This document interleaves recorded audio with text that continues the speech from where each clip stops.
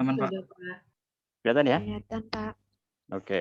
Nah, sekarang kita mulai kuliah kita ya, pertemuan keempat, tapi ini saya masih ketinggalan satu pertemuan, bukan ketinggalan satu pertemuan sebenarnya, masih one meet behind, one meeting behind, sorry. One meeting behind artinya ada satu pertemuan yang harusnya saya keempat, tapi saya masih mendiskusikan materi yang ketiga ya. Tapi jangan khawatir karena pada saatnya nanti Anda akan sama dengan yang lain sebelum UTS. Jadi UTS nanti bahannya sama dengan yang lain dan juga soalnya sama ya. Jadi sehingga saya akan usahakan semaksimal mungkin untuk bisa catch up dengan satu bahan yang masih ketinggalan ya. Oke, ini sebenarnya kemarin kenapa bisa ketinggalan? Karena saya sering dan selalu membuka kesempatan kepada Anda untuk diskusi ya, mengemukakan pendapat jauh lebih penting daripada saya cuma ngomong sendirian, Anda dengerin dan tidur lagi lalu. Nah, oke, kemarin saya sudah ceritakan ini ya, pertemuan yang terakhir itu bicara tentang elastisitas harga, ya, elastisitas harga sendiri, elastisitas pendapatan dan juga elastisitas silang atau price elasticity of demand, ya. Yang pertama, yang kedua income elasticity of demand, yang ketiga adalah cross price elasticity. Ya, kemarin sudah saya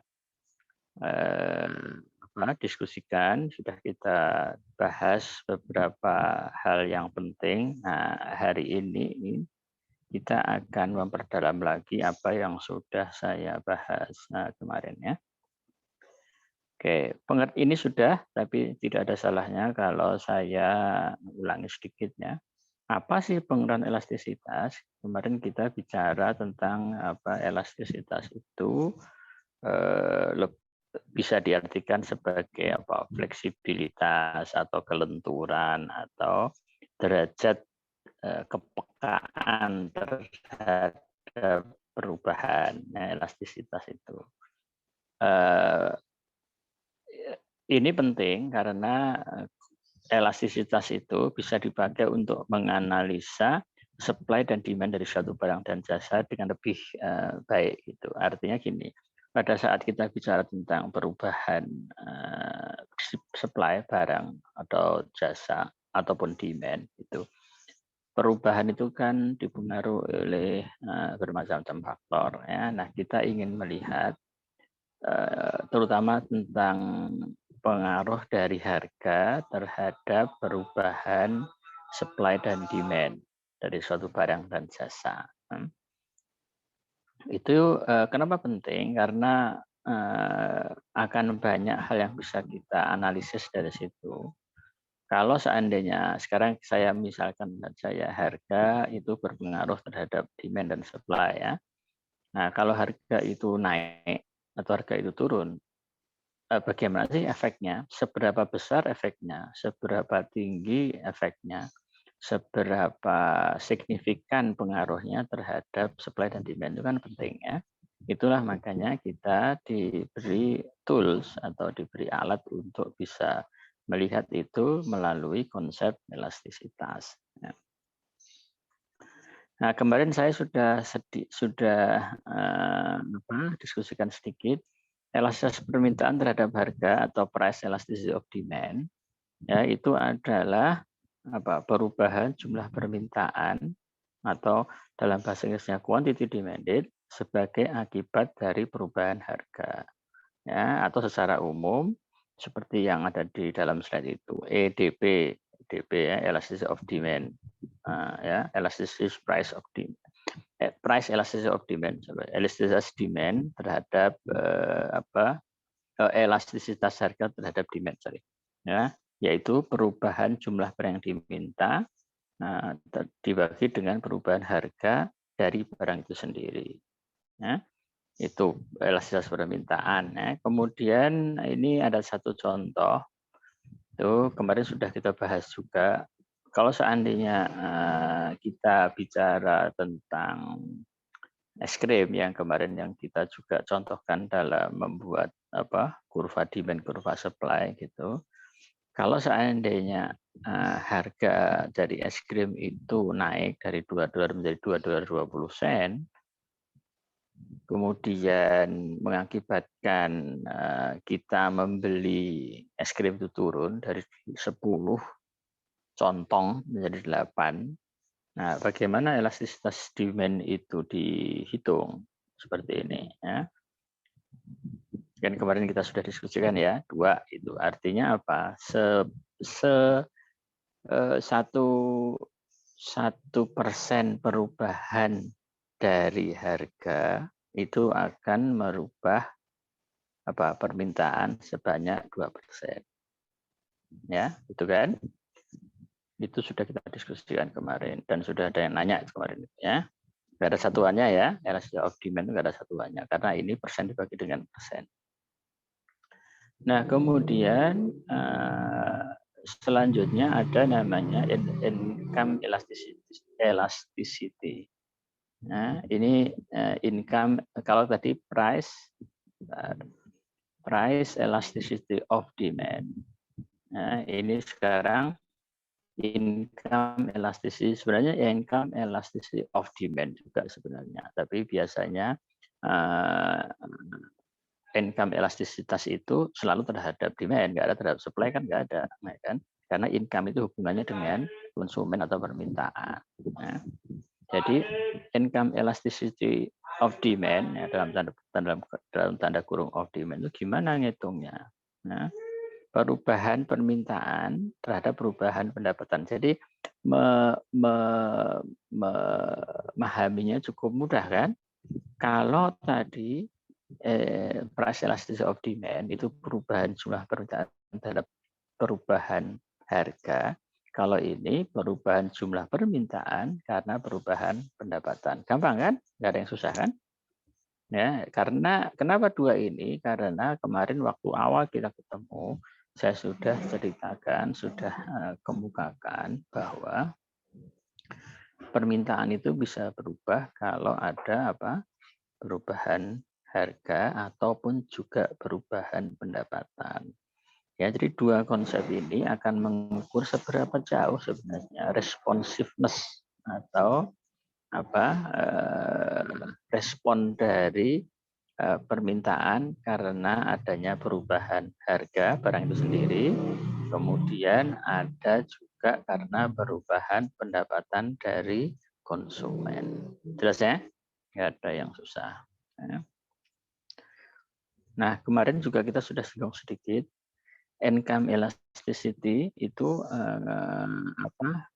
biasanya ya itu kita analisis untuk yang barang normal saja, ya, tidak barang inferior. Apa bedanya inferior dengan normal? Kalau normal itu mengikuti kaidah dari supply and demand. Ya. Jadi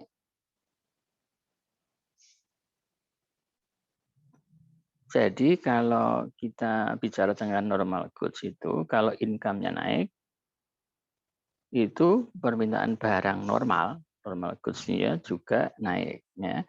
Tetapi kalau bukan normal goods, namanya inferior goods, itu pendapatan kita naik, itu tidak mesti harus barang itu permintaannya naik, tapi juga mungkin permintaannya akan turun. Ya, karena ini inferior goods, bukan normal goods. Biasanya yang kita analisis dalam ekonomi itu adalah normal goods. Oke. Kemudian ini ada beberapa hal penting yang bisa kita pahami, kita ingatnya, kita lihat sekarang. Goods consumers regard as necessities tend to be income inelastic. Ya. Jadi artinya apa? Artinya apa? Good consumers, barang-barang konsumen yang penting-penting itu, ya, atau yang perlu itu biasanya tidak elastis. Ya.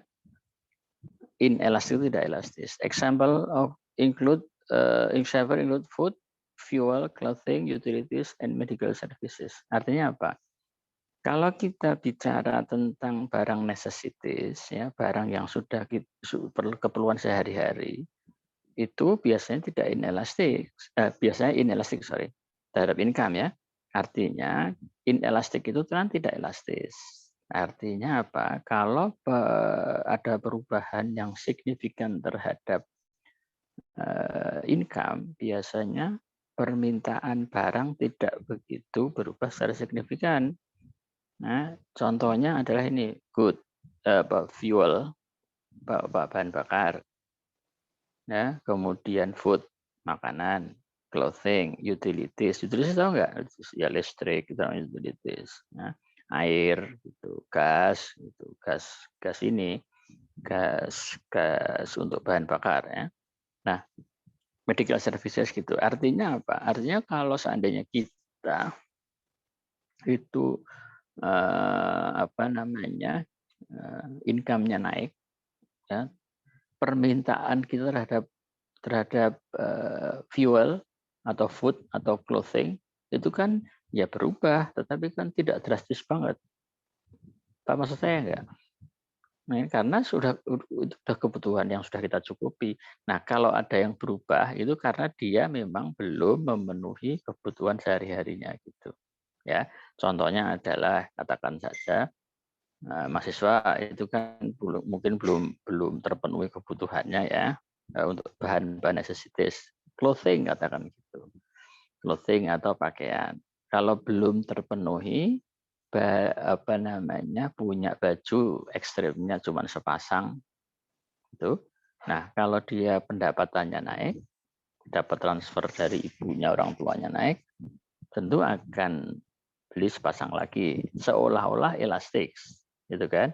Tetapi kan ada maksimumnya juga dia, ya kan? Kalau sudah punya 5 itu sudah cukup, 5 pasang baju maksud saya ya, sudah cukup, maka kalau pendapatannya naik lebih tinggi lagi, dia tidak akan beli lagi clothing. Paham maksud saya enggak? Ya, itu. Utilitasnya juga gitu. Bahan bakar kan juga begitu. Ya. Kalau pendapatan kita naik, masa beli bahan bakarnya naik kan enggak? Air galon katakan gitu. Kalau Anda sudah cukup seminggu katakan 1 galon, itu udah kembung itu orang. Pendapatannya naik 2 kali lipat kan enggak beli 3 galon. Naik lagi kan enggak beli lagi 6 galon, kan enggak, ya kan?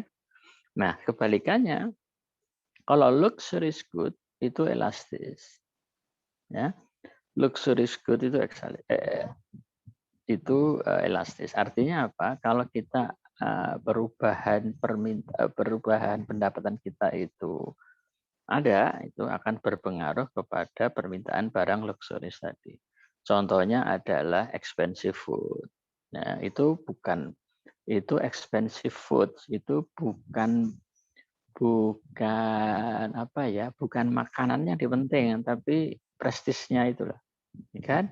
Sehingga kalau seandainya Anda itu mempunyai pendapatan yang naik itu karena prestisnya pengen dipenuhi, maka permintaan barang-barang luxury good itu akan naik juga. Ya, contohnya Starbucks itu kan bukan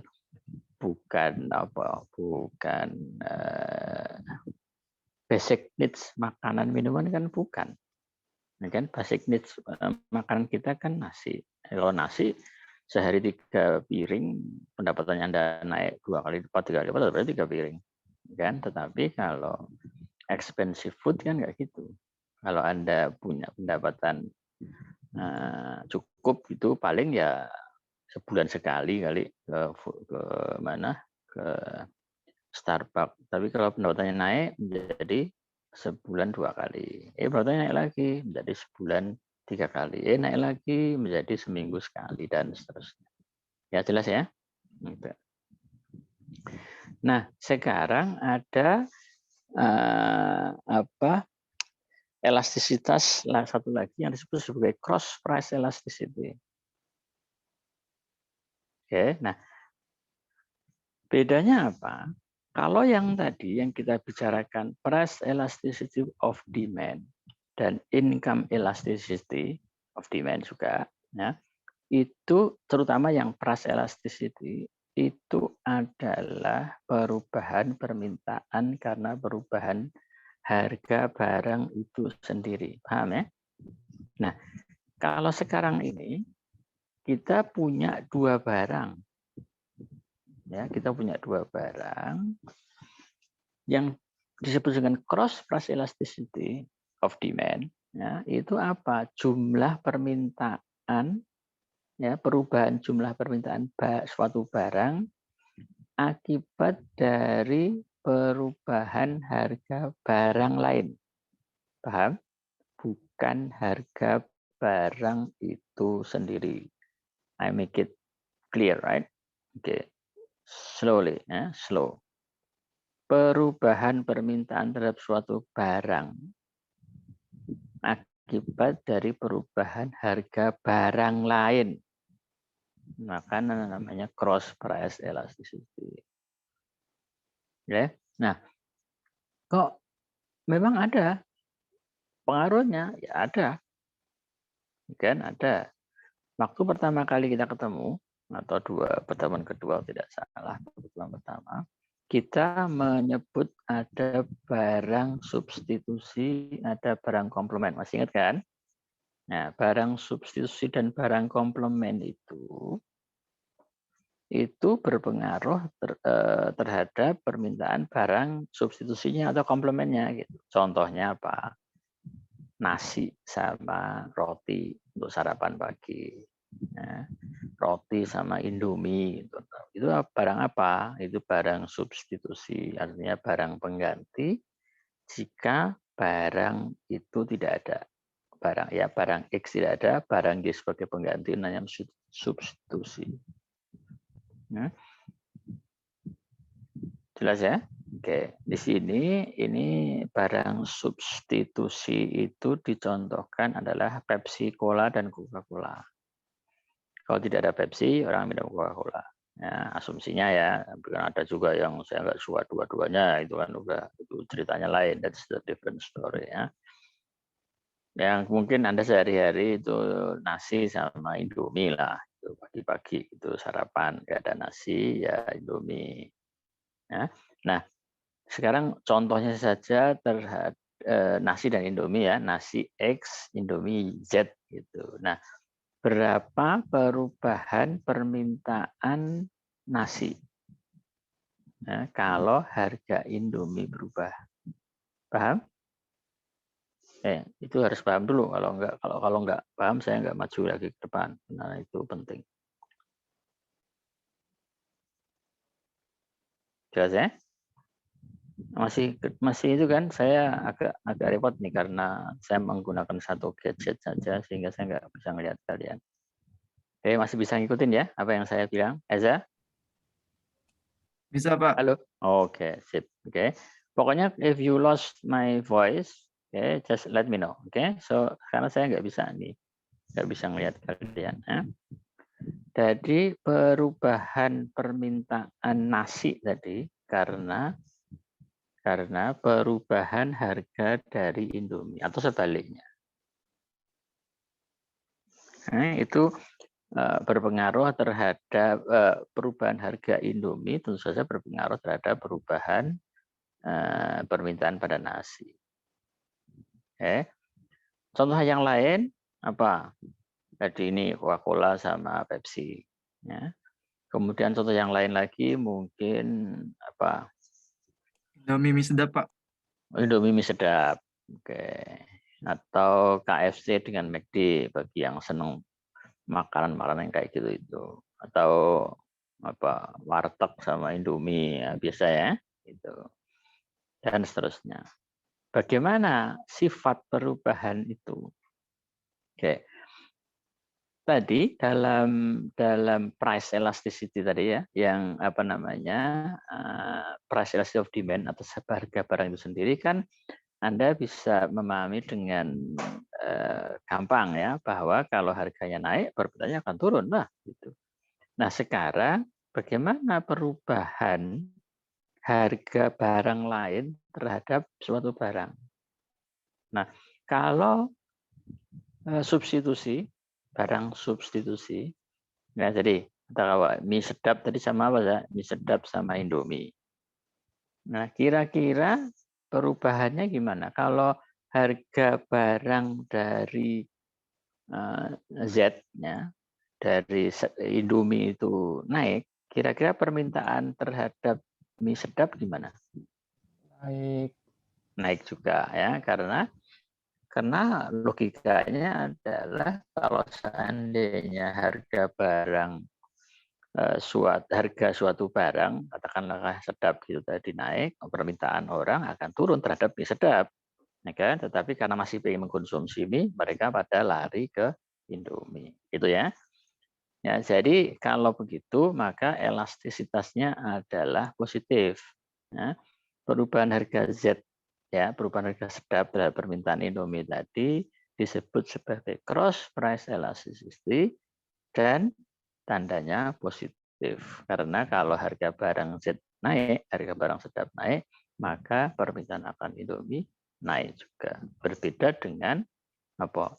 Price elasticity of demand. Yang tadi, yang own price tadi ya, yang harga barang itu sendiri. Jelas ya? Enggak, mudah-mudahan jelas. Ya. Nah, kalau ada elastisitas itu biasanya dihitung dengan dua model atau dengan dua cara. Yang pertama adalah elastisitas titik, penghitungan didasarkan pada kondisi awal. Atau juga ada elastisitas rata-rata atau disebut dengan Argus elasticity. Ya, Argus elasticity itu artinya apa? Lengkungan. Argus itu kan lengkungan ya, lengkungan. Elastisitas itu dicari dengan rata-rata. Jadi tidak hanya satu tapi dua titik. Kemudian karena rata-rata biasanya kita menggunakan titik tengahnya atau disebut sebagai midpoint. Titik tengah itu kan midpoint. Ya, sehingga midpoint itu bisa juga disebut sebagai elastisitas rata-rata. Oke. Nah, tentu saja elastisitas rata-rata atau midpoint elasticity ini lebih tepat karena dia akan mempertimbangkan beberapa titik kan gitu. Kalau elastisitas titik itu hanya poin tertentu saja sehingga elastisitasnya tidak menggambarkan secara tepat ya. Jadi orang atau biasanya kita memang menggunakan midpoint elasticity atau elastisitas rata-rata dibandingkan dengan elastisitas titik. Oke. Nah, tadi ya kalau kita bicara masalah midpoint ya, itu formulanya agak sedikit berbeda ya dengan yang tadi ya. Jadi yang pembilangnya itu dan penyebutnya itu sama-sama menggunakan kaidah midpoint. Anda bisa lihat Q2 plus Q1 dibagi 2, itu kan midpoint, ya kan? Price-nya juga gitu, P2 plus P1 dibagi 2, ya. Itu artinya kita menghitung midpoint elasticity bukan elastisitas titik. Coba ini kita lihat contohnya ya. Contohnya untuk kita bisa menghitung price elasticity of demand, ya, kita menggunakan midpoint. Kalau tadi ya, yang pertama itu kan 10 minus 8 aja kan? Ya kan? 10 minus 8 dibagi dengan 2,2 dibagi 2. Gitu kan? Yang ini loh, yang awal-awal itu loh, yang titik. Nah, sekarang kalau midpoint, lihat 10 minus 8 itu tidak langsung dibagi dengan 2,2 minus 2 ya. Jadi ini bagi yang mungkin masih agak bingung. Yang pertama itu 10 kun, 10 contong kurang 8 contong dibagi dengan $2.20 dikurangi dengan $2. Itu kan hasilnya kan 2. itu adalah elastisitas titik. Nah, sekarang elastisitas rata-rata atau midpoint elasticity 10 minus 8-nya itu dibagi dulu dengan 10 plus 8 dibagi 2 dulu.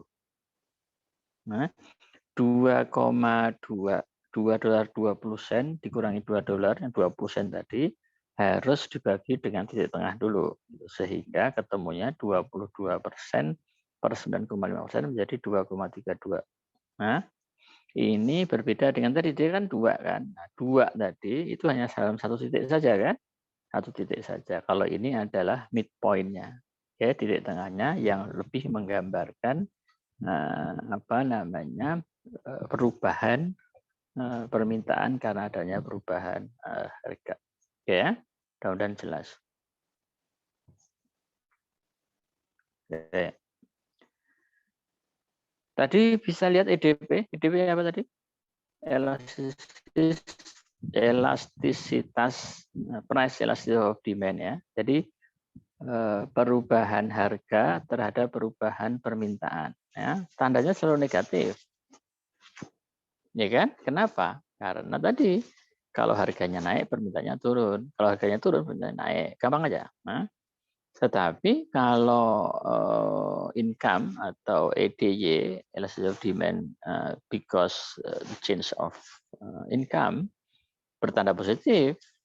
Kenapa begitu? Karena kalau income Anda naik, income kita naik, itu permintaan suatu barang akan naik juga atau searah. Kalau orang tambah kaya, dia akan tambah meminta barang. Nah, secara umum nih ya, secara umum. Kita nggak bisa berdebat, kalau saya sih enggak Pak. Gitu. Ya sesuatu orang bisa enggak, bisa iya juga gitu. Karena preferensi orang kan berbeda-beda. Ya. Nah, tetapi ya, ini Anda harus ingat ya, harus ingat. Nanti di soal UTS mungkin UAS mungkin akan keluar tentang elastisitas ini, tetapi kita atau biasanya itu ditulis tidak pakai tanda atau harga mutlak saja. Ya. Tetapi itu mengandung pengertian, Anda harus paham di balik itu ada tandanya sebenarnya. Paham maksud saya enggak? Jadi EDP itu 2,5 katakan gitu. Tapi itu sebenarnya apa? Negatif, ya kan? Price elasticity of demand 2 atau 1,5 atau berapapun, nulisnya di buku atau nulisnya di soal atau dimanapun Anda mungkin berjumpa, banyak penulis yang menggunakan harga mutlak. Nah, tapi mengandung pengertian bahwa price elasticity of demand itu negatif.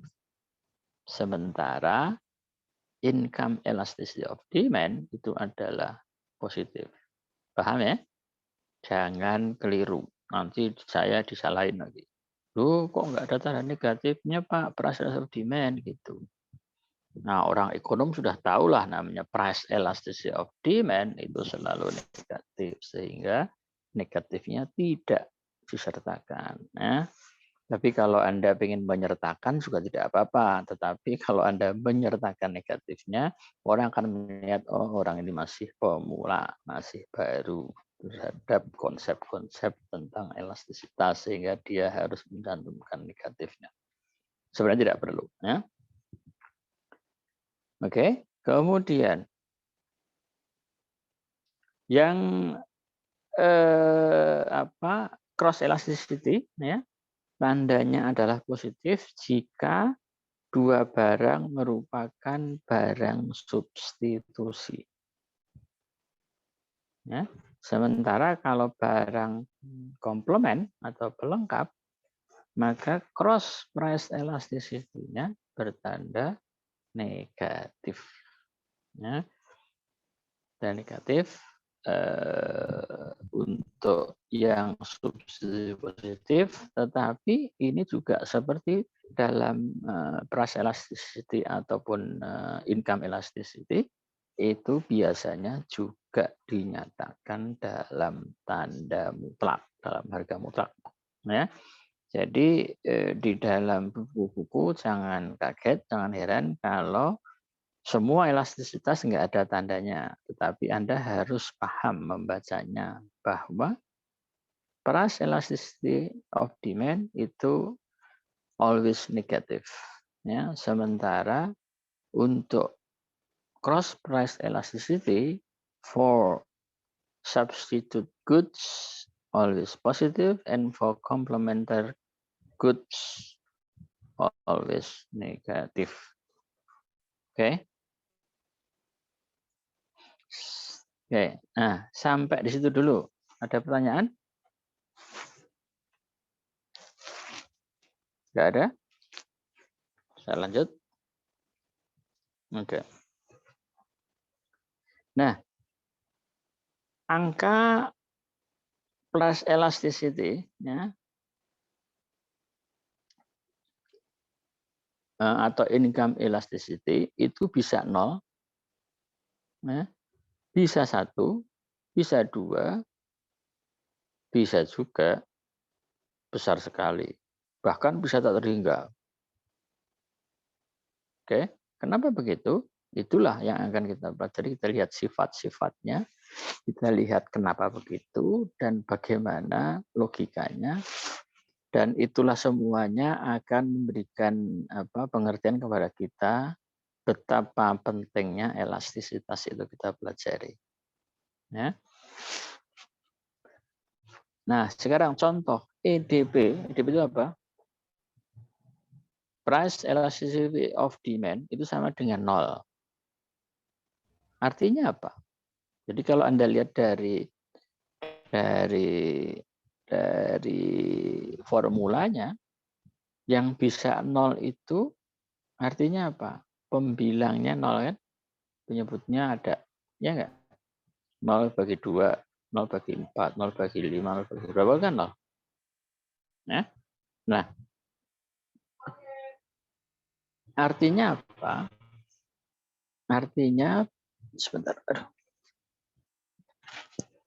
Oke. Ya. Artinya apa? Artinya kalau pembilangnya 0, penyebutnya ada. Pembilang dibagi penyebut selama pembilangnya 0, hasilnya kan 0. Nah, di dalam formulanya begitu. Pengertiannya adalah bahwa berapapun yang terjadi pada perubahan harganya tidak akan merubah permintaan. Betul nggak? Betul. Ya, nah itu walaupun titik elastisitas titik ataupun elastisitas midpoint sama aja kan? Ya nggak? Jadi harga barang seperti apapun perubahannya, permintaannya nggak berubah. Tetap aja. Nah, itu disebut sebagai inelastik sempurna. Oke. Nah, sekarang kalau lebih besar dari berapa 0, ya, tetapi lebih dari 1. Oke, sekarang artinya itu. Artinya apa? Artinya adalah elastisitasnya itu pecahan. Betul nggak? Coba dipikir dulu. Betul nggak? Betul. Ya, betul ya. Pecahan ya. Maaf Berapa? Pak, tapi itu salah tanda ya Pak ya itu. Apa? Kenapa? Maaf itu salah tanda ya Pak. Ya kebalik-balik, tetapi pengertiannya sebenarnya sama aja kan? Ya enggak, cuman ini yang nulis bukan orang matematika, bukan orang STIS ini. Ini pengertiannya lah. Pengertiannya adalah bahwa antara 0 dengan 1. Itu kan ya? Ya. Antara 0 dengan 1. Ya, itu adalah inelastis. Setengah, kan gitu ya. 1/4, 1/8. Pokoknya kurang dari 1 lah. Ya. 1/12, 1/15, dan seterusnya. Inelastis. Atau jangan seper lah. 6/7. Ya. 8/6 termasuk enggak? Tidak. Tidak ya, karena itu lebih dari 1. Ya. Nah, coba Anda lihat. Kalau kita punya bilangan pecahan, itu selalu pembilangnya lebih kecil daripada penyebutnya. Kan? Gampangannya kan gitu logikanya. Sehingga perubahan harganya itu lebih besar daripada perubahan permintaannya. Ya kan? Itu yang disebut sebagai inelastis. Jadi harganya berubah banyak, orang permintaannya berubah juga, tetapi tidak sebesar perubahan harganya. Ya. Nah, kalau lebih dari 1, itu sebagai elastis. Ya kan? Kenapa? Kalau lebih dari 1, tentu saja pembilangnya lebih besar daripada penyebutnya. Sehingga perubahan harga yang sedikit saja ya akan memberikan perubahan permintaan yang lebih besar daripada perubahan harganya. Jadi patokannya gitu. Patokannya adalah 0, antara 0 sampai dengan 1, lebih dari 1. Ya. Satu lagi, sama dengan 1. Kalau sama dengan 1 artinya apa?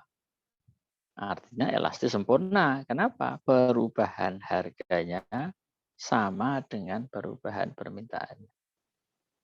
Ya, saya bilang perubahan ya, perubahan nggak termasuk naik, termasuk turun. Dan juga akibatnya ya, jangan bingung. Kalau harganya berubah naik, permintaan berubah turun. Tapi saya in general, saya bilangnya perubahan saja. Ya, Anda sendiri yang harus sudah bisa memahami. Ya. Nah, jadi kalau elastisitasnya itu 0, itu inelastis sempurna. Ya. Artinya apa? Perubahan harganya tidak akan merubah permintaan. Nah, kalau inelastis, perubahan harganya tidak sebanding, artinya perubahan harganya itu lebih besar dari perubahan permintaan. Sebaliknya, kalau elastis, perubahan harganya itu akan berpengaruh kepada perubahan permintaan yang lebih besar daripada perubahan harganya itu sendiri. Ada lagi sebenarnya price elasticity of demand yang elastis sempurna, tak terhingga, ya, tak terhingga banyaknya, gitu ya, bisa tak terhingga, artinya gede banget itu. Kalau gede banget artinya apa? Perubahan harganya itu sedikit saja, itu perubahan permintaannya besar sekali. Ya, itu. Oke. Nah, satu lagi adalah price elasticity yang unitary elastis atau persis satu. Artinya perubahan proporsional, bukan proporsional, perubahan harganya sama persis dengan perubahan permintaannya. Oke ya, ini kesimpulan sebenarnya besaran angka elastisitas ini. Oke. Sampai di situ ada pertanyaan? Gampang ya? Mata kuliah pengantar ekonomi mana susah? Gampang. Itu yang mengantarkan saya S3. Anda mau S3 ekonomi? Gampang. Buktinya mata kuliahnya gampang. Ya enggak? Ya. Oke. Ya. Enggak ada pertanyaan kan? Saking gampangnya. Oke. Nah, ini adalah elasticity price elasticity of demand ya, yang kita menghitungnya dengan menggunakan midpoint. Ya, contoh aja ini. Ada yang masih bingung? Saya ya, nggak ada yang bingung ya. Adalah ngapain bingung? Ya, nah ini memberikan pelajaran pada kita bahwa price elasticity of demand-nya itu masih ditulis dengan tanda negatif. Ya, nanti kalau seandainya Anda ketemu di textbook atau ketemu di catatan-catatan orang lain gitu, kalau tidak ada tanda negatifnya, Anda harus paham bahwa itu sebenarnya negatif, tapi kita tidak perlu memberikan tanda negatif karena kita paham maksudnya apa. Ya?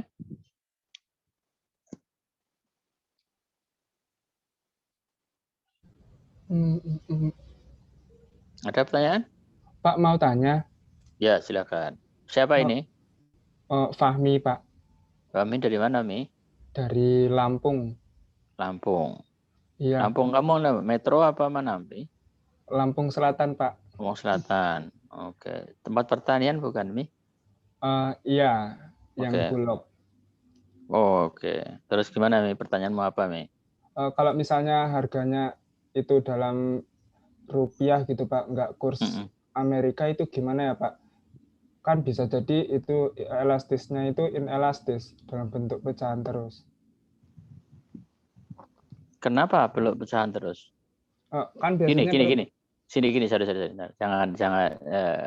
Saya tahu bingungmu, tapi saya ingin lebih jelas supaya teman-teman yang lain juga tahu. Apa hubungannya antara pecahan dengan rupiah atau dolar?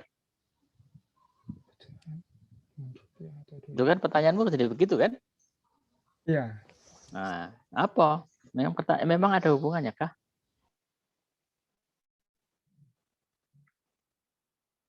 Coba contohnya gimana, Mi? Tadi kan kalau misalnya perubahan es krim dalam rupiah kan ya Pak, misal Cornetto dari 10.000 ke 15.000. Nah, itu jumlah permintaannya itu hanya turun beberapa gitu Pak. Ya. Misalkan 100. Nah, 100 bagi 5.000 kan itu kan pecahan Pak. Di atas 0, di bawah 1. 100 dibagi berapa? 100 dibagi berapa? 5.000. 5.000. Oke. Nah, itu kan pecahan. Sekarang gini saja pertanyaan saya. Ini teman-teman yang lain ini juga ikut diperhatikan ya, ikut perhatiin ya. Coba ikut mikirin gitu. Kalau perlu Anda ikut ngomong juga nggak apa-apa. Apakah mungkin, nah ini pertanyaan saya, mengembangkan apa pertanyaan Fahmi tadi. Nah, apakah mungkin kalau harga suatu barang, ya, permintaan barang ya, yang dihargai dengan dolar, ya, ada lagi permintaan barang yang sama dihargai dengan rupiah. Oke, jadi ada barang yang sama dinyatakan dalam yang $1, yang $1. Paham? Sekarang dua-duanya dihitung elastisitasnya, EDP-nya. Kira-kira berubah nggak? Elastisitasnya berubah nggak? Nah, ini pertanyaan menarik nih, Fahmi. Dan kawan-kawan yang lain. Nah, kan gitu jadinya. Karena pertanyaannya Fahmi tadi adalah, itu kan dalam dolar, Pak. Kayaknya gitu. Dalam rupiah belum tentu. Karena dalam dolar tadi, itu dari $2 menjadi 2,20 kan. Itu yang menurut Fahmi akan menyiratkan adanya pecahan di situ. Sekarang oke lah, katakan pecahan. Ketemu pecahan tadi ya. Nah, sekarang kalau barang itu dinyatakan dalam rupiah, apakah elastisitasnya berubah? Pertanyaan saya itu dulu. Tidak. Siapa yang berani? Nggak mungkin, toh? Nggak mungkin. Plus elastis itu kan nggak mungkin berubah. Dinyatakan dalam bentuk apapun. Ya kan? Dalam bentuk mata uang apapun nggak mungkin berubah. Toh? Iya Pak, tidak berubah. Tidak berubah. Nah, gitu. Jadi isunya bukan menggunakan rupiah, kemudian apakah menjadi elastisnya tidak pecahan, Fahmi. Isunya bukan itu. Nah, kan karena elastisitas dihitung dengan mata uang apapun tidak akan merubah harga elastisitas sendiri. Ya kan? Itu kan cuma unit aja. Sekarang logikal yang lainnya. Fahmi ya, dan teman-teman semua, kawan-kawan semua, coba perhatikan. Logikanya saja. Elastisitas itu kan nggak ada satuannya tadi ya. Jadi perubahan harganya itu perubahan permintaan. Sebentar ya, Mi, ada tamu. Sebentar aja nanti saya. Sebentar.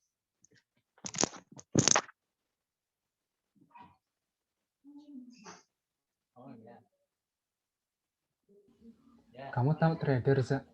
Kamu tahu trading? Main trading kamu, Za? Main Emang trading. gua Alan. Gede, Za. Jangan Mi, susah. Tapi gede, cuy. Ya, gede kalau hoki men. Kalau nggak mah habis kali itu. Iya.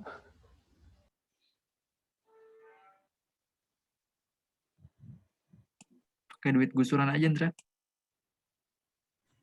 Gusuran malu. Bang Fajar itu.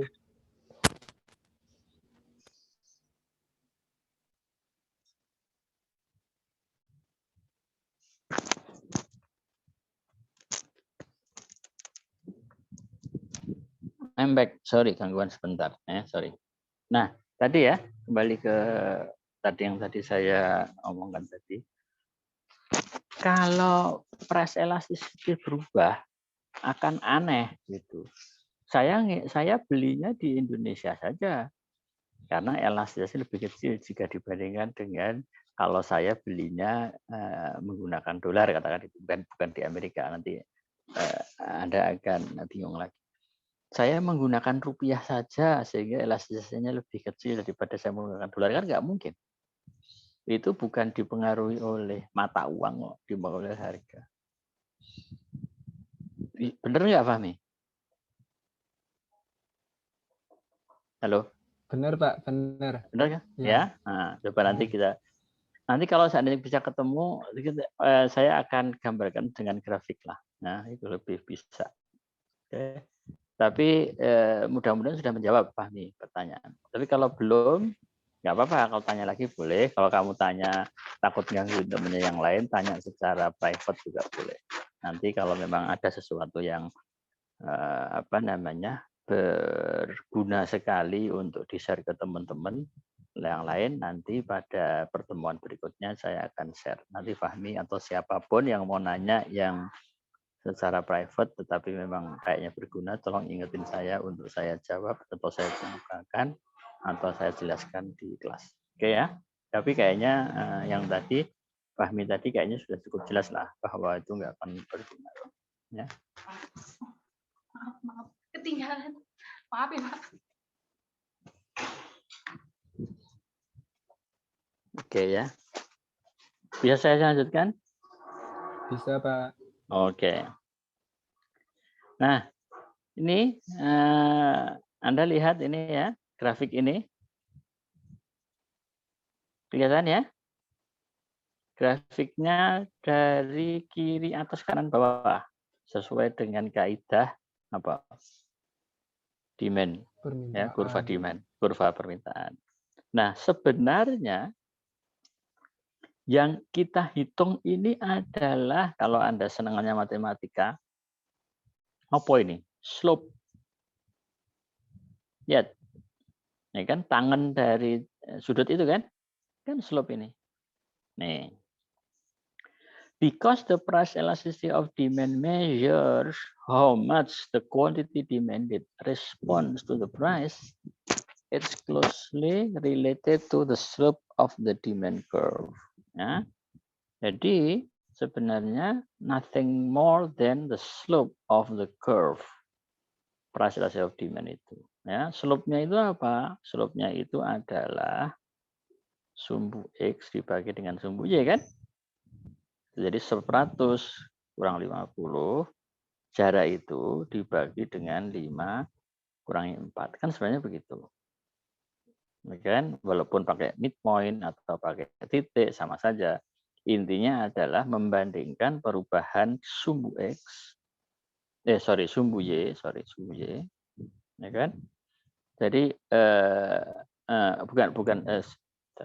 saya jadi belibet. Perubahan dari kuantitinya karena ada perubahan price atau membandingkan perubahan sumbu X karena ada perubahan di sumbu Y. Gitu kan?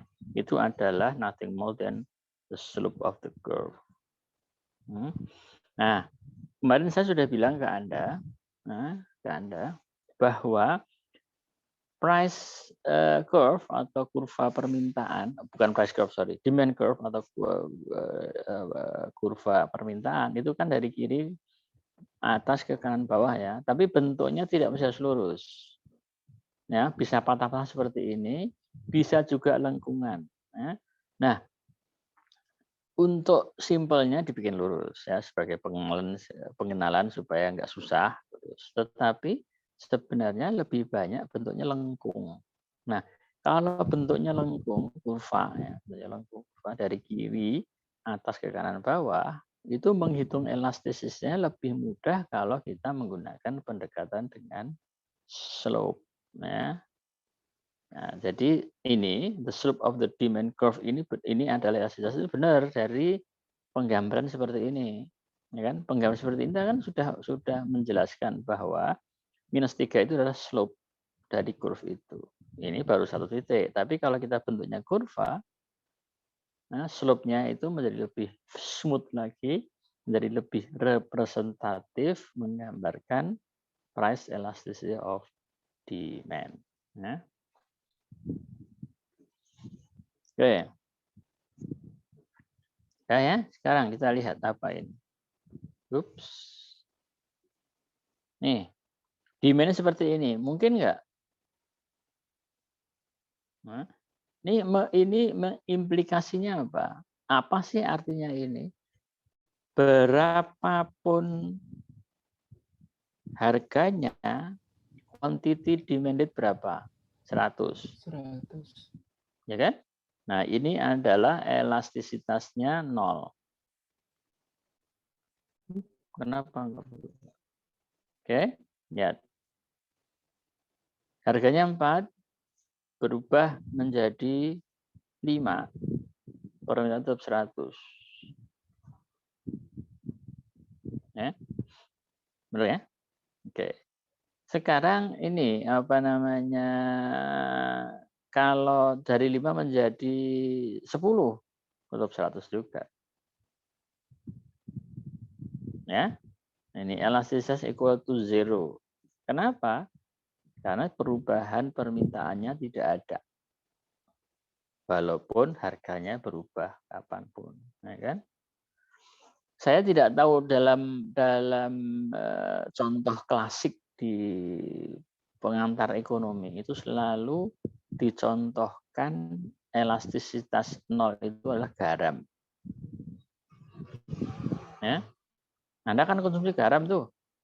Kan katakanlah Anda konsumsi garam itu, katakan saja ya.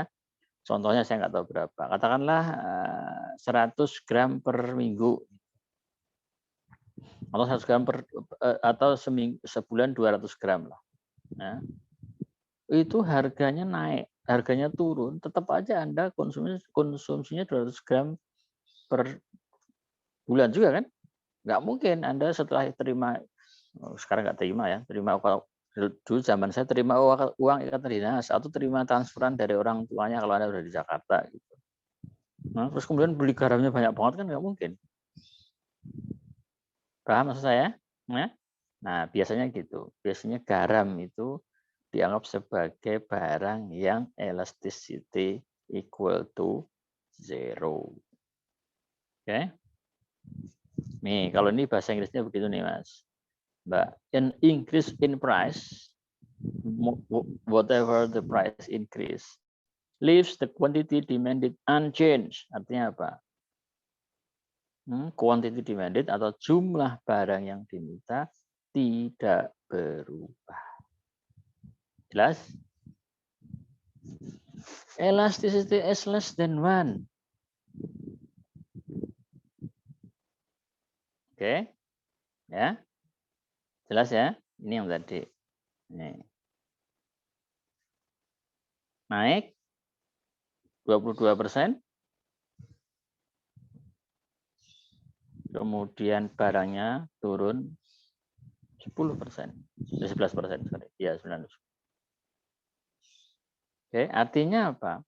Kurang dari 1 kan elastisitasnya. Karena apa? Atasnya 11%, ya pembilangnya, penyebutnya 22%. Ya, jadi lihat bentuk kurvanya. Kelihatan? Oke. Ini kalau 1.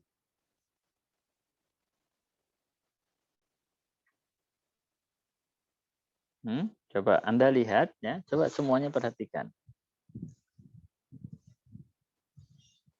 Yang kurang dari 1.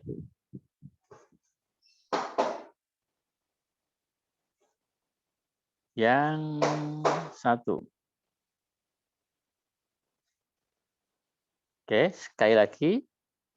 1 lagi, yang lebih dari 1.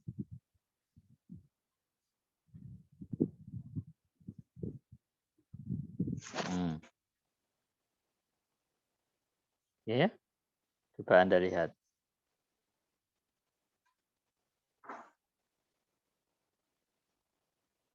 Cuma bisa membandingkan ya.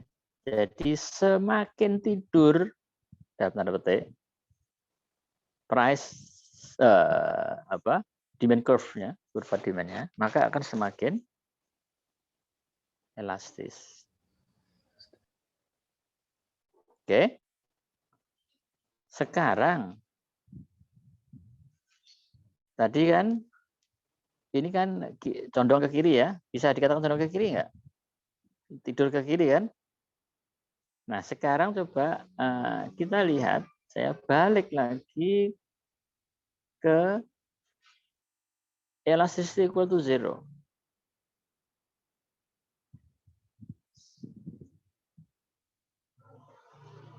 Oke. Nah, sekarang pertanyaan saya, tadi kan condong ke kiri ya, rebah gitu akhirnya kan?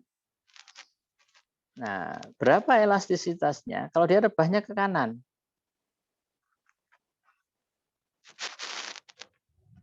Negatif. Ayo, nggak usah ketua kelasnya. Ini yang ini apa? I want to listen to the girls. Ini perempuannya belum ngomong.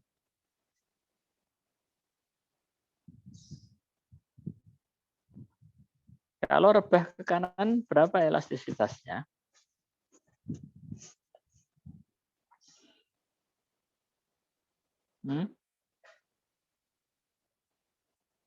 Ada yang mau nanggepin? Ya ada. Tadi siapa yang jawab tadi? Cowok tadi siapa? Saya nggak bisa ngelihat. Halo. Tes. Saya Pak. Siapa? Fahmi. Fahmi. Oke, berapa Fahmi? Negatif. Negatif. Ada lagi? Satu perempuan. Jawab. Bagaimana elastisitas kalau rebah ke kanan? Jadi negatif ya. Fahmi ya. Nggih, Pak. Oke, wakil ketua kelasnya siapa? Ada wakil ketua kelasnya enggak? Atau sekretaris atau bendahara atau keamanan juga boleh.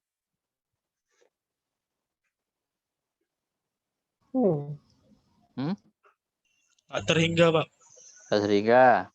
Siapa tadi yang jawab? Rinal, Pak. Oh. Oke, saya stop dulu. Biar saya bisa melihat. Ada lagi?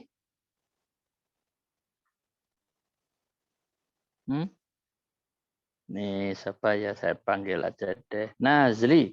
Siapa namanya? Ya. Bener ya? Nesma apa?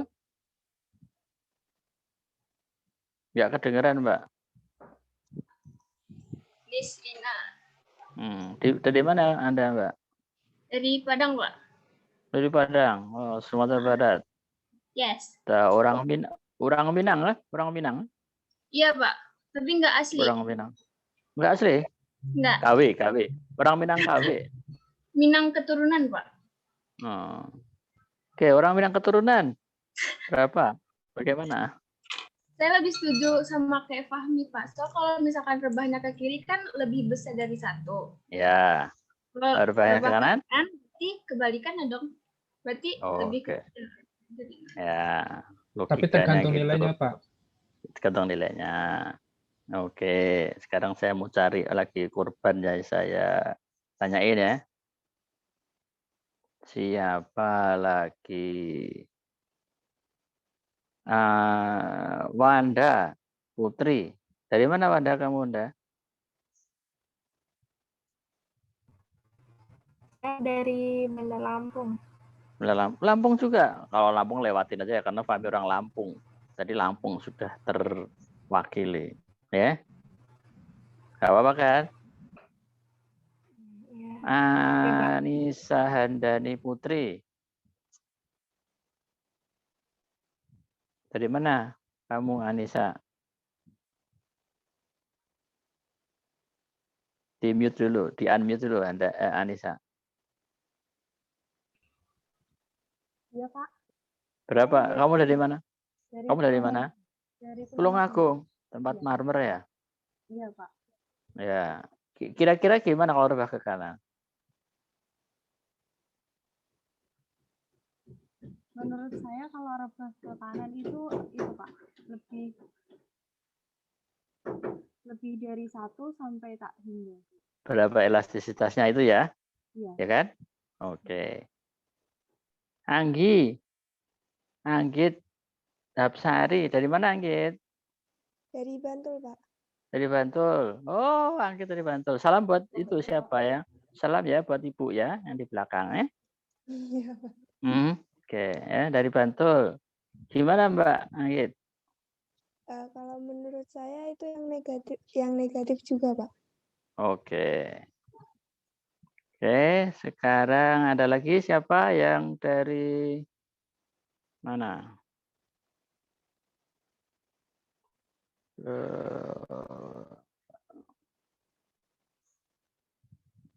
Oke deh. Ada lagi nggak satu orang sebagai volunteer, nggak usah saya tunjuk. Satu lagi cowok, karena tadi cewek melulu yang saya tanya. Oh, jangan dari Bantul lagi, Bantul melulu bosan saya. Ada lagi?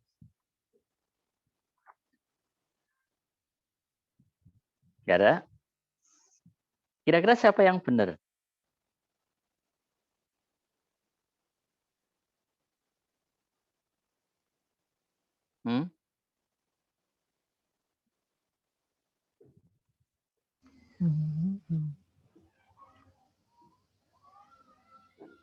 Maaf Pak, tadi punya saya kan negatif, tapi itu tergantung nilainya. Oke. Kalau misalnya masih di lebih besar dari -1 kurang dari 0, itu sama aja inelastik tapi negatif nilainya. Sama jenisnya tapi negatif kalau menurut saya. Oke, ya. Fahmi tadi dia nanya di chat itu bahwa maaf Pak izin bertanya itu rebah ke kanannya horizontal 90 derajat atau bagaimana ya Pak gitu. Nah yang tadi itu kan 90 derajat nih gitu. Kalau rebah ke kanan ya mestinya enggak 90 derajat atuh. Ya enggak? Pokoknya rebah ke kanan gitu. Oke? Ya. Nah, jawabannya adalah tidak ada satupun Anda yang benar. Kenapa? Karena, wah ternyata saya sudah ngomong banyak, Anda masih belum ngeh juga. Yang namanya demand curve nggak bisa condong ke kanan. Kalau condong ke kanan, artinya apa? Kurvanya itu dari kiri bawah ke kanan atas. Masa kurva demand begitu? Gimana sih? Bener nggak? Ya, jadi kalau jawabannya gitu, mbak dihitung hasilnya nggak pernah ada. Kenapa? Hukum dari kurva demand adalah dari kiri atas ke kanan bawah. Artinya apa? demand curve tadi itu tidak pernah bisa condong ke kanan. Dia bisanya condong ke kiri. Sampai pada mendatar. Gitu kan? Nah, kalau condong ke kanan bisa nggak? Bisa, tapi sudah berubah menjadi supply curve. Menjadi kurva supply. Ya kan? Aku mahasiswa mah. Aduh, mak. Padahal itu baru pertemuan keempat kalinya. Kok pertanyaannya gampang, jawabannya susah. Padahal penjelasan saya itu kalau jelasin cukup pelan-pelan. Nah, kan? Dan saya kasih kesempatan Anda untuk bertanya. Ya, kumaha ya, orang Sunda mau bilang kumaha ya. Sudah di seminggu sekali dikasih pengertian tetapi tidak juga belum mengerti ya. Jadi itu nanti ada yang komplain mesti, ada yang komplain ngomong sama temennya, "Wah, Bapak pertanyaan menjebak." Bukan menjebak. Itu Anda terjebak dengan pemikiran Anda sendiri itu. Nggak bisa, kalau nggak bisa ya nggak usah dijawab. Gitu kan? Contohnya yang nggak bisa itu apa? Katakan gini. Ya. Bagaimana rasanya kalau Anda itu naik mobil Honda di Indonesia setir kiri gitu. Rasanya bukan kagok, bukan aneh, bukan. Nggak bisa Pak, karena di sini tidak pernah ada Honda yang setirnya kiri, semua setirnya kanan. Kan jadi gitu. Sama dengan tadi. Gimana kalau elastisitasnya kalau condong ke kanan? Nggak bisa Pak, kalau condong ke kanan menjadi supply curve, bukan lagi demand curve. Kalau sudah menjadi supply curve, it's not relevant to talk about price elasticity of demand. It's because there is not a demand curve, but it becomes supply curve. Ya? Jelas ya? Wah. Satu, jangan ini ya, jangan merasa terjebak. Nah, Anda harus, pertanyaan saya kan gitu-gitu banyaknya gitu. Nanti saya kasih lagi lah pertanyaan yang model gitu ya. Oke Mbak, gimana? Jelas?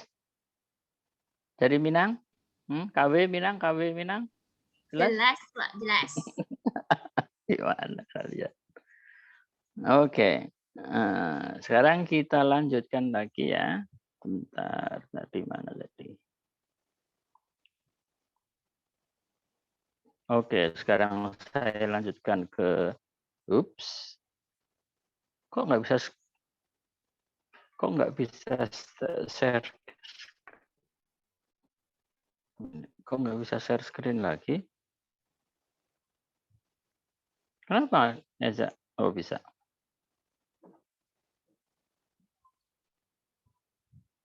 Tadi mana ini? Oke. Oke ya. Nah, ini nggak bisa ke kanan ya, Mbak. Mas, ingat-ingat ya. Oke.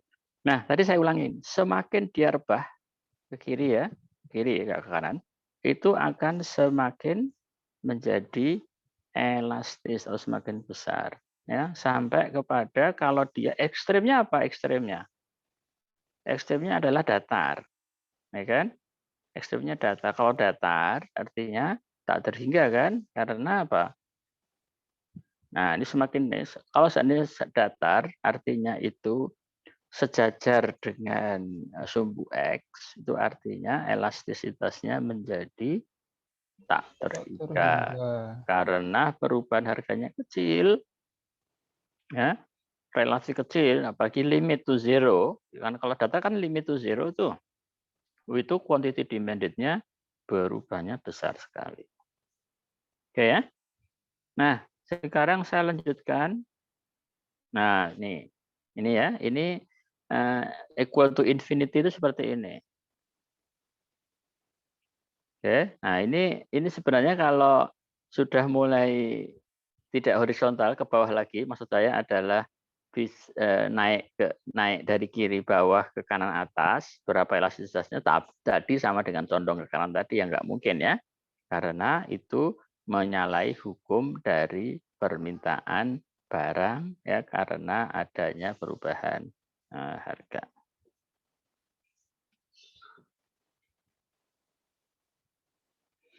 Elastisitas yang umum dalam aspek penawaran adalah elastisitas harga.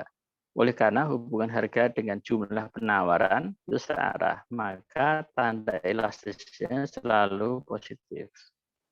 Ya, jadi ada kalau tadi kan elastisitas permintaan ya, tapi sekarang elastisitas penawaran. Kalau elastisitas penawaran ya itu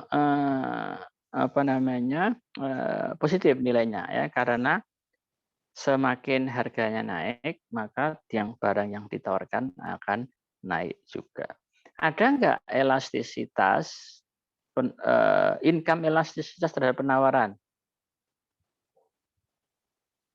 Tadi kan income elasticity of demand.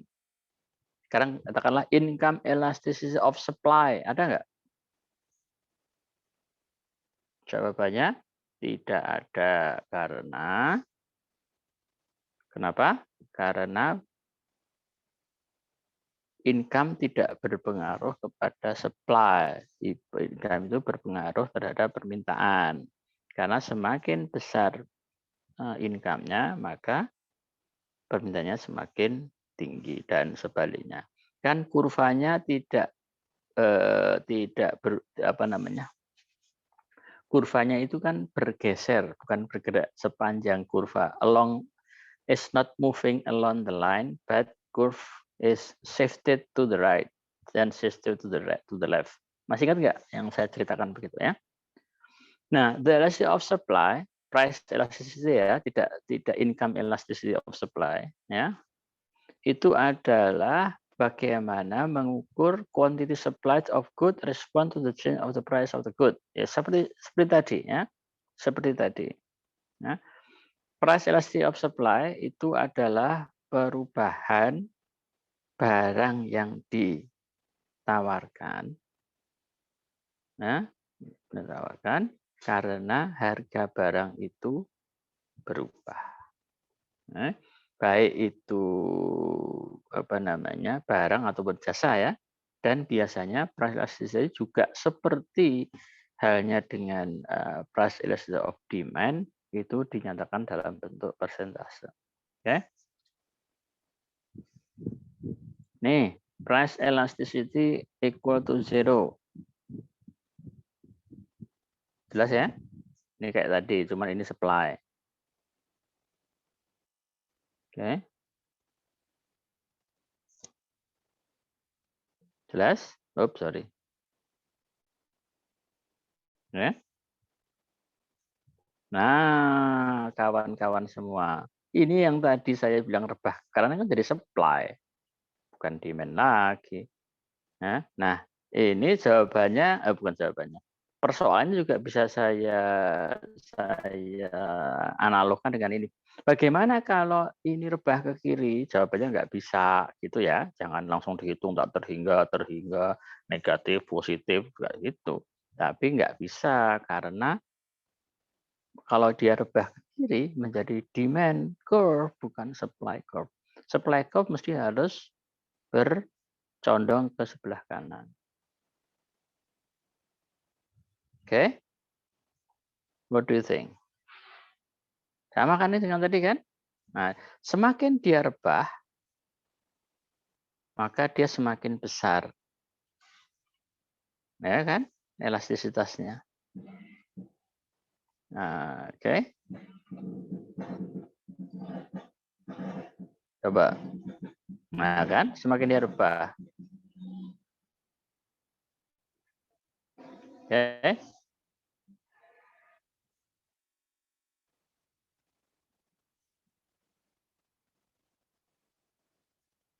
Tuh. Ini adalah sama dengan tadi. Tapi kalau kita melihatnya dari sisi supply, ini elastisitasnya equal to infinity juga. Nah, karena seberapa harga pun ada perubahan harga barang sedikit, bahkan 10 to 0, itu supply-nya akan berubah besar sekali. Nah, oke.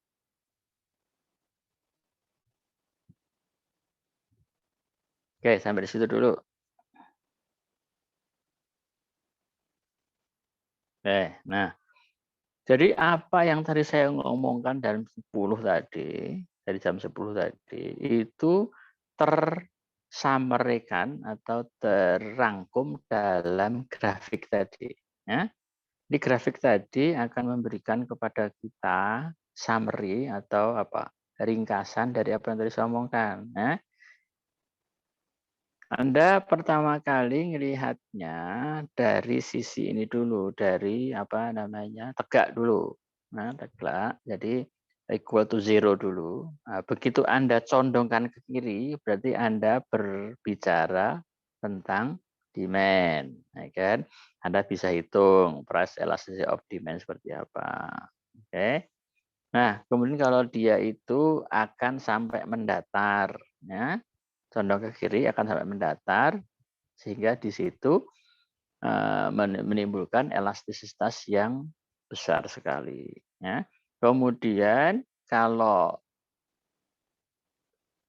tegak, kemudian condongnya ke kanan menjadi apa?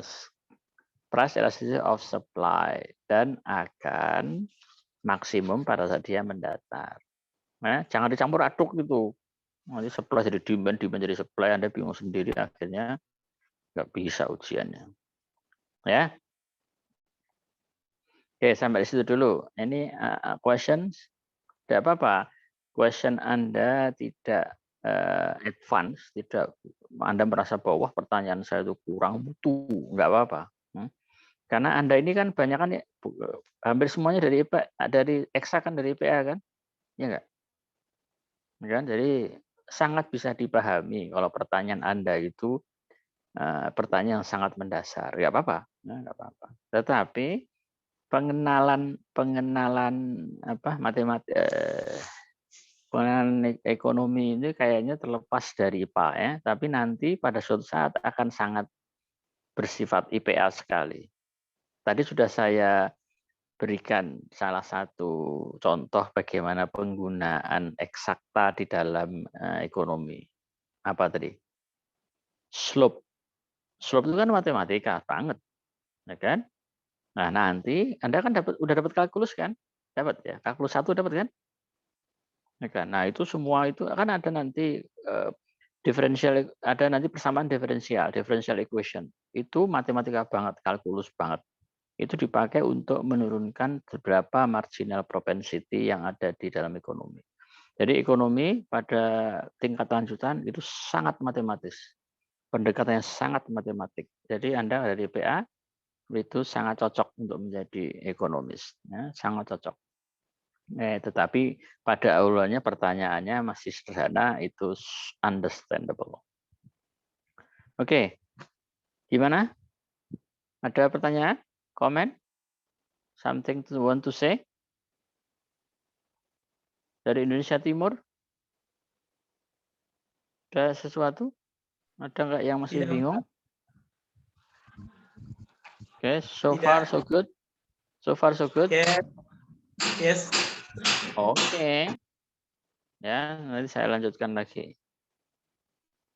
Oke. Saya lanjutkan dengan Pak, izin bertanya, Pak. Iya, silakan, Mbak. Dari mana, Mbak? Dari Brebes, Pak. Brebes. Siapa namanya? Saya belum kelihatan ini. Daru, Pak. Amalian Daru. Oh iya, there. Izin bertanya, Pak. Untuk elastisitas penawaran itu apakah hanya dipengaruhi oleh harga atau maksudnya apakah hanya terhadap harga barang itu sendiri atau bisa juga harga barang lain, Pak? Sebenarnya bisa, tetapi tidak biasa kita analisis. Jadi kalau kita bicara cross price elasticity itu lebih banyak kepada cross price elasticity of demand. Nah, kenapa begitu? Tidak cross price elasticity of supply gitu. Karena behavior atau tingkah laku konsumen itu biasanya sangat umum, general, dan bisa homogen, Ya, mungkin.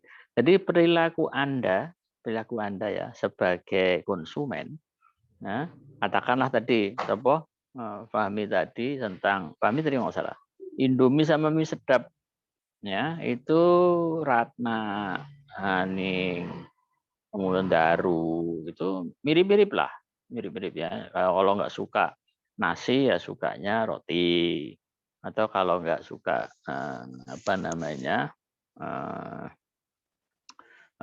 Indomie ya sukanya nasi kan gitu. Tetapi kalau produsen itu kan sangat berbeda, Mbak. Ya, produsen sangat berbeda. Jadi agak susah menggeneralisir price elasticity dari supply, katakanlah antara baju dengan celana gitu. Sementara perusahaannya berbeda, itu akan sangat susah ya. Tetapi sebenarnya bisa dihitung, bisa. Tetapi tidak umum menyatakan cross price elasticity of supply itu jarang sekali ya. Jarang sekali karena maknanya menjadi tidak begitu signifikan terhadap ekonomi secara nasional. Itu Daru ya. Terima kasih pertanyaan. Oke, terima kasih Pak. Yuk, ada lagi?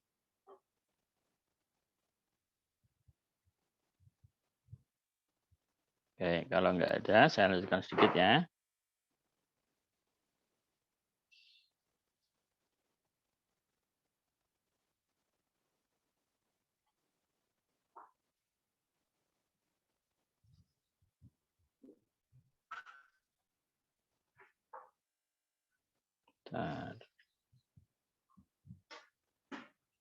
Oke.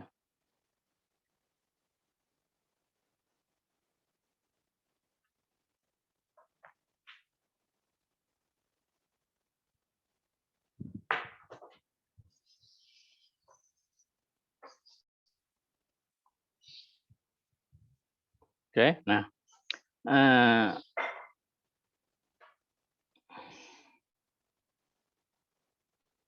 ini nggak penting ya. Ini nggak penting. Ini hanya satu yang penting yang di bawah sebenarnya. Ability of sellers to change the amount of the good they produce itu tidak begitu penting. Yang penting adalah time period ini.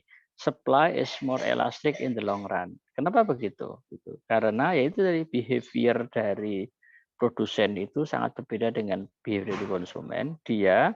Produsen itu kan perusahaan itu biasanya kan pengennya perusahaan itu kan hidup lama gitu kan, bukan hit and run, bikin perusahaan sekarang besok mati gitu kan, enggak, biasanya in the long run. Oleh karena itu dia lebih menjaga behavior-nya supaya dia lebih elastis in the long run. Jadi dengan more elastic in the long run, maka survival rate-nya menjadi lebih besar. Ya, intinya. Ya, kemudian ini adalah ringkasan dari price elasticity of demand. Ya, ringkasan dari apa yang kita bicarakan tadi. Saya bacakan ya. Satu, price elasticity of demand measure how much the quantity demanded response to change in the price. Oke, jadi artinya apa? Artinya perubahan harga itu akan di-capture, ya, bukan perubahan harganya, perubahan permintaan itu akan di-capture atau diamati atau atau akan dianalisis dari akibat perubahan harga barang itu sendiri. Ini price elasticity of demand. Ya, menghitungnya adalah bahwa price elasticity of demand itu dihitungnya berapa persen perubahan permintaan karena berapa persen perubahan harganya itu. Itu dari price ya. Kemudian ada lagi income elasticity of demand, yaitu berapa besar pengaruhnya terhadap barang yang diminta atau quantity demanded karena adanya perubahan pendapatan. Ngitungnya juga menggunakan persentase juga. Ya. Kemudian cross price elasticity. Kalau tadi perubahan permintaan karena harga barang itu sendiri, Ini perubahan permintaan karena harga barang dari barang lain, ya, barang substitusi maupun barang komplementer dengan segala sifat-sifatnya tadi. Kemudian ada juga price elasticity of supply sama dengan price elasticity of demand, ya, berapa perubahan ya barang ya, karena perubahan harga barang itu sendiri. Tetapi yang membuat berbeda adalah kalau tadi demand barang yang diminta, ini supply atau barang yang dipasok atau ditawarkan atau disupply oleh firms atau perusahaan. Nah, kemudian price elasticity of supply ini juga dihitung dengan menggunakan persentase seperti biasa, ya, seperti pada price elasticity of demand ataupun juga price elasticity of income elasticity of demand ataupun juga cross elasticity of demand. Kemudian tandanya yang penting supply price elasticity of supply itu cenderung untuk elastis pada perusahaan-perusahaan atau pada ekonomi yang long run dibandingkan pada short run. Itu teman-teman semua apa yang ingin saya bicarakan ya hari ini tentang elastisitas, baik itu elastisitas harga, elastisitas income, elastisitas demand maupun elastisitas supply. Oke. Nah, sebelum saya beri kesempatan Anda untuk memberikan responsi, ya, adakah sesuatu yang ingin ditanyakan?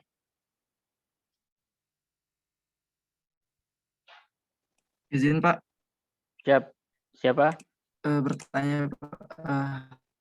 Dari mana? Bisa Pak, terkait dengan yang itu Pak, dari Jakarta. Kenapa? Yang determinan Pak, kan ada 2 tuh. Yang kemampuan si penjual sama waktu yang akan menentukan. Nah, kalau soal waktu itu Pak, bisa dikasih contoh nggak Pak? Gimana Pak? Masih kurang paham Pak. Sama barangnya misalkan. Time period Ini, itu. time period itu. Jadi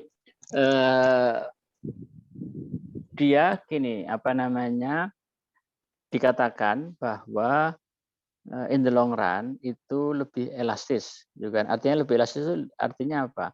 Artinya dia lebih cenderung kepada responnya itu signifikan, ya. Artinya kalau lebih elastis itu artinya perubahan harga yang sedikit itu akan mampu merubah barang supply itu lebih besar lagi gitu. Nah, in the long run gitu, artinya long run itu begini ya, di dalam jangka panjang, itu perusahaan itu belajar dari apa yang dialami dalam short run, ya, Fahmi, ya. Jadi dia akan bisa melihat mana barang yang dihasilkan yang lebih elastis dibandingkan dengan barang yang lain. Kenapa? Karena barang itu lebih elastis, ya, price elasticity of supply lebih elastis, akan memberikan keuntungan yang lebih besar kepada perusahaan, ya kan? Artinya apa? Kalau barang itu lebih elastis, perubahan harganya sedikit itu merubah supply-nya lebih banyak lagi, ya kan? Itu akan membawa keuntungan dari perusahaan. Tapi itu tidak bisa tercipta di dalam short run. Ya, di dalam short run itu perusahaan tidak bisa langsung memproduksi barang-barang yang elastis. Dia harus mengambil pengalaman dulu. Mana barang yang elastis, mana yang tidak. Kalau barang yang tidak elastis, ngapain dia kurang elastis, bukan tidak elastis ya, kurang elastis artinya perubahan harga barangnya itu lebih tinggi dari perubahan supply-nya. Kalau dia melakukan hal itu, in the long run dia nggak akan bisa survive, ya kan? Ngapain? Dia mesti akan memilih yang elastis atau yang memberikan probability atau kemungkinan keuntungan yang lebih besar daripada yang barang yang perubahan harganya kecil terhadap perubahan barang yang disupply. Itulah intinya begitu ya. Jadi di dalam short run itu perusahaan akan memilah-milah mana barang yang elastis, mana yang tidak elastis atau kurang elastis akan ditinggalkan. Ya, sehingga dengan demikian di dalam long run itu akan tersisa barang-barang yang elastis, more elastis. Itu pahami penjelasannya. Oke? Itu Pak, kalau terkait yang sebelumnya Pak, itu kan ada supply and demand together Pak, yang kita cari equilibrium. Yang mana itu? Sebelumnya. Oke, terus? Nah itu kalau kita praktekin di sini gimana Pak? Jadi kita ngitung tadi kan di perusahaan tuh, dia udah ngambil pengalaman dari sebelumnya. Nah dia pengen gimana biar masa depannya itu nggak terulang lagi. Terus diukur gimana biar elastisitasnya setara Pak antara penawaran dia sama permintaan. Apakah kita main juga untuk together itu di elastisitas ini? Enggak. Cuma satu-satu aja. Iya, satu-satu aja. Dia akan bekerja samanya itu sudah dalam bentuk titik equilibrium itu gitu. Ya, terlepas dari barang itu elastis apa tidak, terlepas dari itu, tapi kerjasama atau keseimbangan antara supply dan demand akan terbentuk pada titik equilibrium itu, regardless atau no matter how elastic and how inelastic the goods is. Nggak channelnya nggak lewat situ gitu. Nggak lewat situ. Ada lagi? Oke Pak, makasih Pak. Oke. Kalau tidak ada, silakan melakukan responsi. Kalau suruh meringkas, tadi ringkasnya sudah saya bacain lagi. Nggak ini ya, tidak challenging kan. Kalau responsinya meringkas kan tidak challenging. Apa yang challenging apa kira-kira responsinya? Tugas kok diserahkan kepada mahasiswanya, baru saya kali ya. Terserah bikin tugas apa gitu.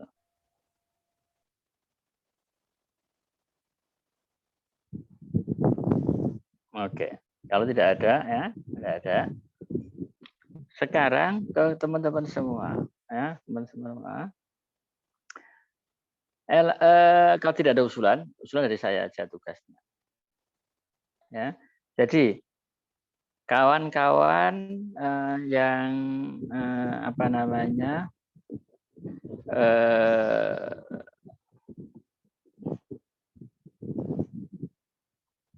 ini nggak usah dikasih ganjil genap kayak kemarin deh. Ini sekarang secara umum saja.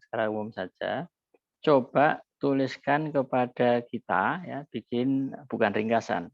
Berikan contoh ya. Berikan contoh barang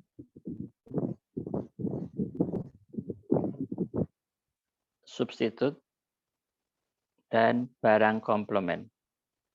Masing-masing 5 ya. Dan gambarkan dalam grafik ya, dalam bentuk elastisitas tadi lah. Ya, price elasticity of demand terhadap 5 barang 5 barang substitusi dan 5 barang komplementer. Ya, masing-masing 5. Gambarkan price elasticity-nya dalam bentuk grafik ya, masing-masing. Ya. Jelas? Nah, 3 barang substitusi gambarkan elastisitasnya itu kurang dari 1. Substitusi ya. Yang komplementer dibalik. 3 yang lebih dari 1. Paham? Bingung lagi. Bingung. Soal tadi aja bingung, apalagi ini lebih bingung lagi kali.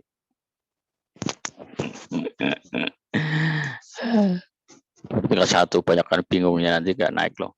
Jangan bingung, jangan mudah bingung. Don't be so easily confused. Oke, jadi 5 barang substitusi. Sebentar. Ya. 5 barang substitusi, 5 barang komplement. Ya kan? 5 substitusi, 5 komplement. Yang substitusi 3 itu elastisitasnya kurang dari 1. Yang komplement 3 di antara lebih dari 1. Ya.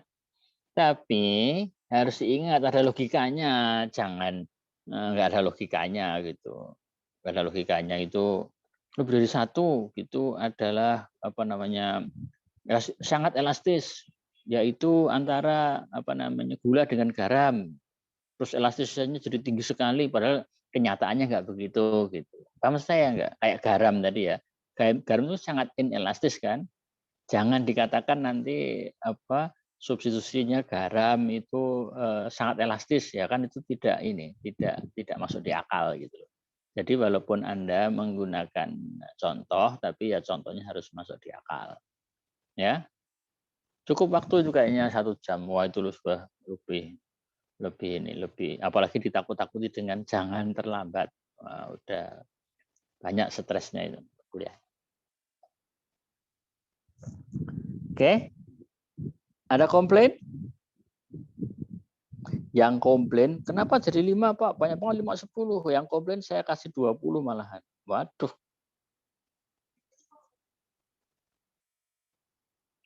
Oke ya Pak, Mas. Pak, izin tanya Pak. Siapa ini? Daru Pak. Ayo Daru, tanya apa Daru Kan, lagi?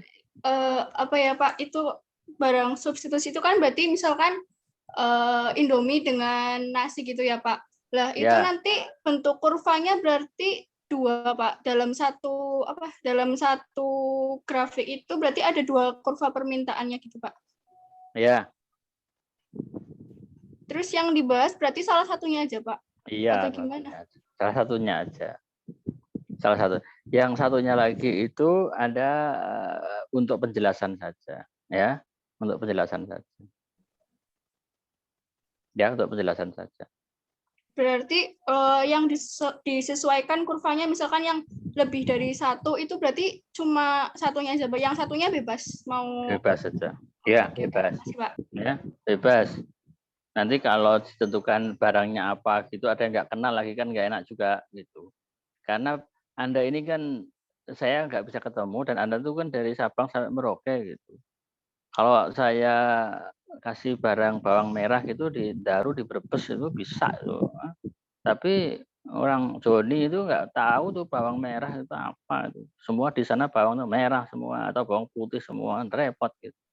Karena Anda itu sangat berbeda ya, bukan artinya ada yang bagus ada yang nggak bukan gitu, karena memang perbedaan itu banyak. Saya kasih cerita ya, karena saya kerja di BUMN saya jadi tahu gitu. Ada orang nanam jagung ya di Gunung Kidul, itu jagung itu banyakkan diambil itu ditanam untuk makanan ternak gitu. Tapi di tempat lain itu untuk makanan manusia. Saya dengar di NTB itu yang lebih berharga daunnya. Termasuk di Gunung Kidul itu, karena saya pernah jadi kepala BPS Jogja, itu nanam singkong itu daunnya itu lebih berharga itu karena buat makanan ternak atau dijual ke rumah makan Padang. Nah, untuk apa namanya itu sayur singkong apa itu? Sayur daun singkong. Nah, itu kan di rumah makan Padang itu ada. Oke ya, terima kasih ya teman-teman semua penerus BPS. Kalian penerus BPS ya 4 tahun lagi ya. Mudah-mudahan selamat ya. Saya doakan mudah-mudahan ST3 itu tidak ada yang DO lah. Amin. Ya, mudah-mudahan ya lanjut sampai nanti tingkat 4 selesai, gantiin kita yang sudah kelamaan di BPS ya, atau nanti Anda bisa juga mengabdi di kementerian lain. Oke, tidak hanya di BPS. Oke, terima kasih kerjasamanya. Ya, ada yang nanya lagi? Pak, tadi bagian itu Pak, yang Mbak Daru aku masih bingung. Kurvanya itu siapa yang nanya nih? Siapa yang nanya? Fahmi, Pak. Itu Fahmi, kamu itu bingung melulu nih. Yang sumbu Y-nya itu kan apa namanya, perubahan harga barang substitusi. Terus X-nya itu permintaan terhadap barang yang di X-nya itu bukan, Pak? Bukan, itu. Jadi sumbu Y, sumbu X-nya itu tetap Anda bikin aja di situ gambar, 2 gambar, sumbu X, sumbu Y tetap, sumbu Y-nya adalah price, sumbu X-nya quantity demanded, gitu kan. Tetapi yang gambar yang satunya lagi itu hanya sebagai penjelasan saja. Itu maksudnya Daru tadi begitu.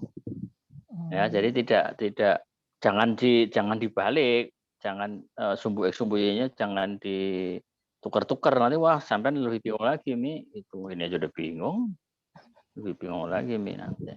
Ya, sebagai penjelasan saja. Ya, oke. Ada lagi? Ada yang masih cemberut saja? Nggak ada kan? Everybody happy? Everybody happy? No? I'm not so happy with your task, with your homework, sir. I'm not happy. Ada yang gitu? Ada sih, cuma di batin doang, nggak berani ngomong. Daripada saya dapat E, pulang kampung nanti. Gimana nggak pulang kampung? Berangkat aja belum? Ya udah ya. Oke, sampai ketemu pada pertemuan berikutnya. Mudah-mudahan semuanya selalu sehat dan selalu bahagia. Yang penting itu, karena apa? Imunnya bisa naik kalau bahagia. So, everybody has to be relaxed. Just take it easy. Everything will be fine. Salam sehat dan jangan lupa selalu jaga diri baik-baik. Terima kasih. Assalamualaikum warahmatullahi wabarakatuh dan selamat siang. Waalaikumsalam warahmatullahi wabarakatuh. Terima kasih, Pak. Sama-sama. Terima kasih, Pak. Terima kasih, Pak. Sama-sama.